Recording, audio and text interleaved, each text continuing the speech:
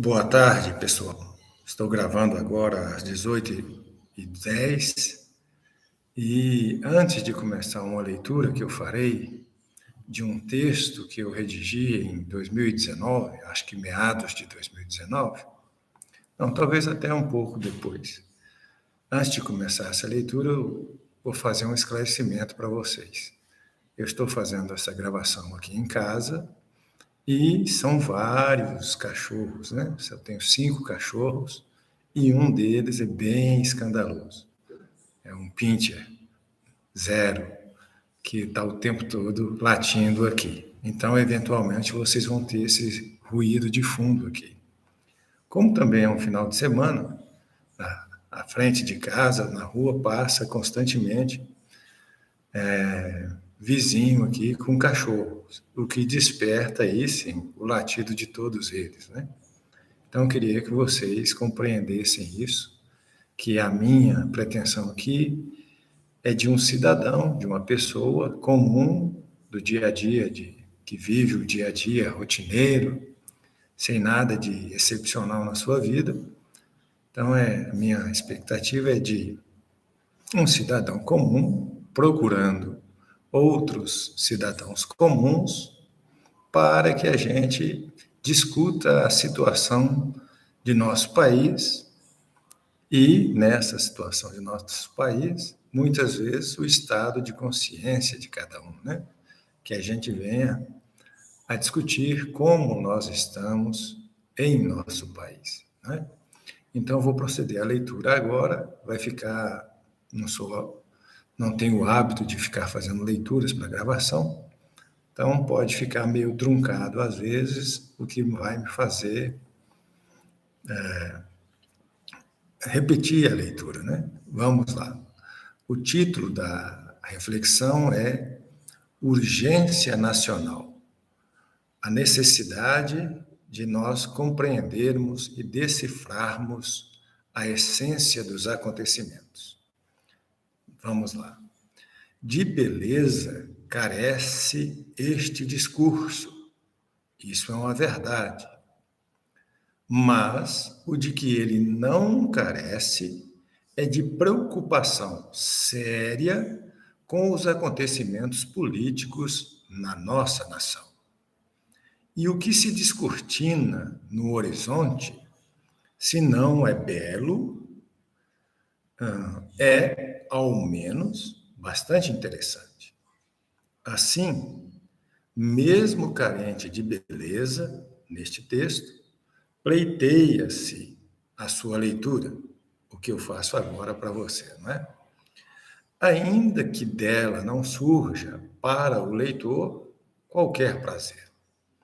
Mas, pensa-se, daí, da sua leitura, poderia advir alguma consciência sobre o nosso agora nacional, sobre a nossa situação política, cultural, religiosa.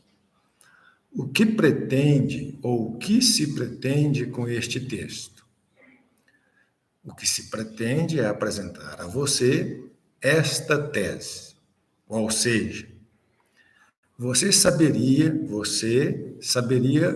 o que está acontecendo, não, melhor aqui, você saberia do que está acontecendo no Brasil, mas efetivamente não saberia o que está acontecendo. É o equivalente a você saberia de algo, mas não saberia esse algo. Não é?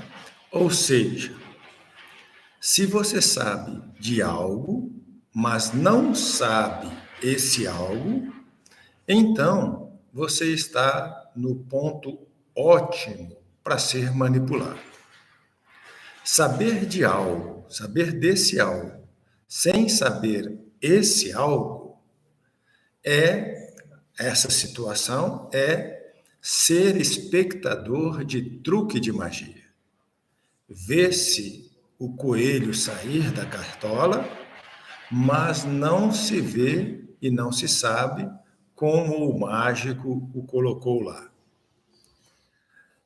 Para os fins deste texto, desta reflexão, o coelho tirado da cartola é o acirramento de ânimos entre os brasileiros verde-amarelos e os brasileiros vermelhos.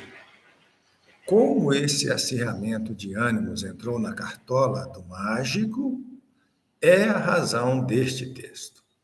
Então, nós sabemos de algo, que o mágico tirou o coelho da cartola, mas nós não sabemos como o coelho entrou lá. E a minha reflexão tem a pretensão de mostrar como o coelho esteve na cartola. O que, portanto, há de mais urgente é isto, que é, embora todos tenham ciência do que tem acontecido, muito poucos sabem efetivamente o que está acontecendo.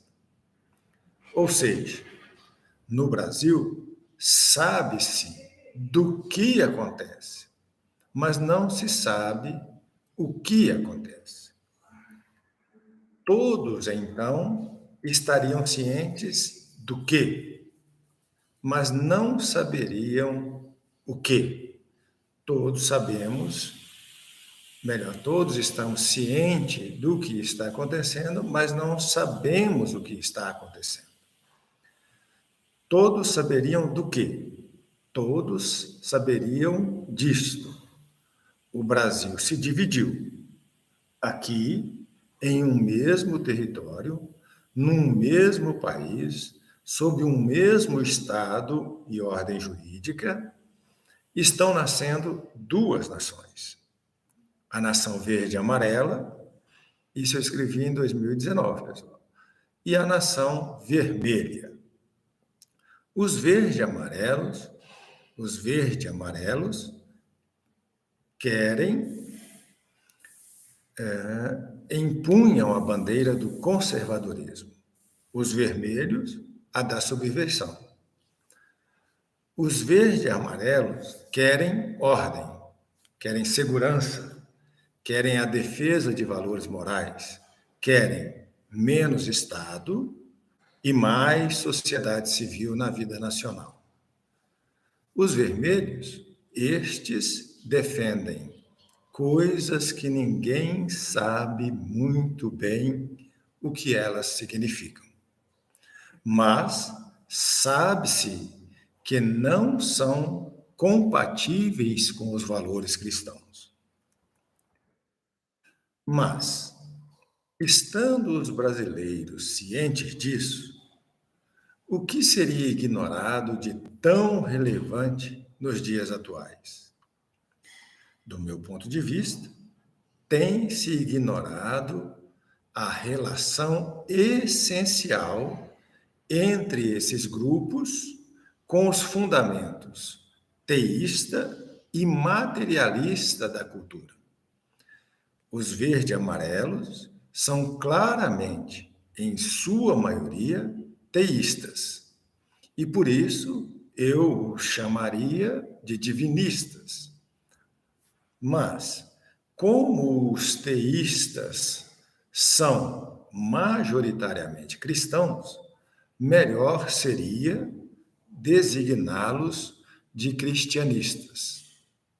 Já os vermelhos são praticamente, em sua totalidade, materialistas. Por isso, aqui, nesta reflexão, eu os estou designando de mamonitas baalitas, em contraposição aos cristianistas. Eles serão assim designados, ou são assim designados, por conta dos nomes de Mamon e Baal, por conta desses nomes significarem ficções divinas, deuses sem realidade efetiva. O primeiro, para significar a adoração do dinheiro. O segundo, para referir ao caráter ilusório desse culto materialista. Nos dias de hoje, os mamonitas baalitas estão loucos. Os cristianistas estão perdidos. Um louco precisa de tratamento. O perdido precisa de orientação.